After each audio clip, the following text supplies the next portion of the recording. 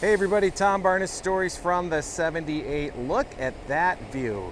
Spectacular. Right here in like the Goose Island neighborhood, and that you're looking at is the Lincoln Yards. Hopefully it will be getting done at some point soon. I'm here at the top of Anixter. This is their building here, 100-year-old nonprofit in Chicago, and they're doing things to get back out in the community to let you know what they do. One of the things is building bridges, mental health. They brought in a muralist who is world renowned for his work. He's from Miami. His name is Marlon Pruz, and this is what he's working on now. I'm going to talk to him all about it for this story from the 78.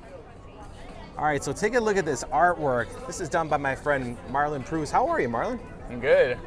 So you're doing this for a nonprofit here in Chicago. Why don't you talk about that relationship really quick and why you wanted to do something like this?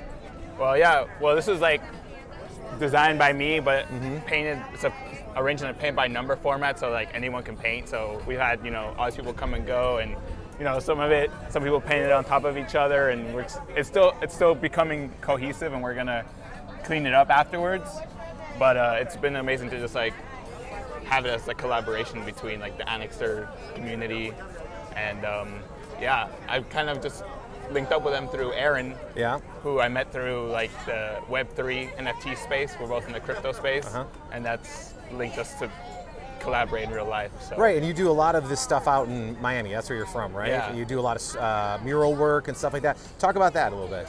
Yeah, so grew up in Miami, like huge street art culture there. Just grew up skateboarding. Also, just like having a love for like the fine art and like art history and like religious art. So mixing a street style with like religious, like sacred type art and art history, like cross-hatching techniques. And then take that to like big walls and graffiti. And then Wynwood pops off in Miami, so there's like lots of opportunities for artists. And then start to develop like this paint by number situation where you section off the mural and like anyone can go and paint. Give me an example of what you mean by that. So each section has like a corresponding number, and each number has like a color to it. Oh, okay. So people kind of grab it. And and look at all these folks. They're all excited. Get me to be done so they can start painting, and we'll be done in 2 seconds. But and you're going to unveil the final piece for Anixter tomorrow at their gala, right? Yeah. So tomorrow will be like the cleaned up piece.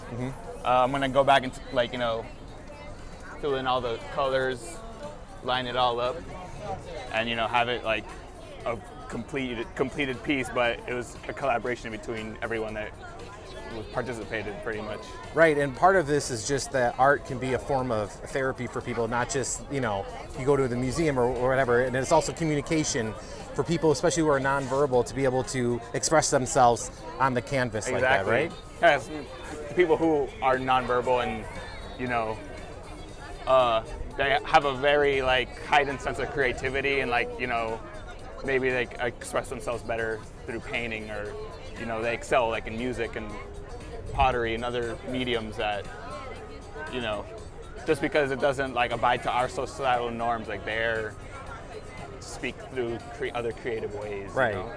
And you have a very creative way too. This is a hand-drawn shirt you're wearing right now, right? Is that your work too?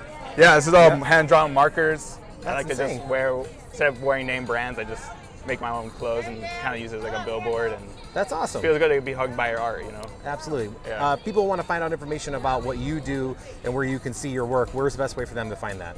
Instagram, Marlon Pruz, Twitter, Marlon Pruz, and marlonpruz.com. You can see like all my past works, all the other clients that I've done this with. I've done this with Susan G. Komen Cancer Foundation, multiple colleges.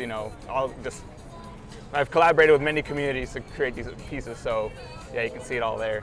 And Anixter is the center that this will benefit, that does a lot of stuff in the community. For 100 years, I didn't know that, so very cool that you're helping out with this.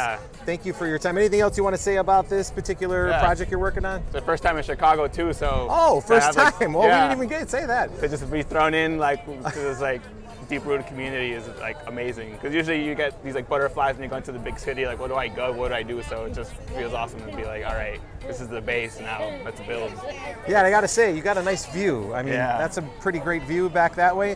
So how long are you gonna be out here for the rest of the day? I think we're gonna be here till 3, and I'm gonna leave on the 24th back to Miami.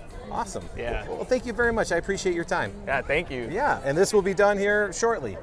And it'll be, I think yeah. Anixter is going to have it hanging somewhere to be determined. But We'll this is try- fantastic and beautiful. Yeah, we'll try to find some more spaces for people to fill, but it's almost.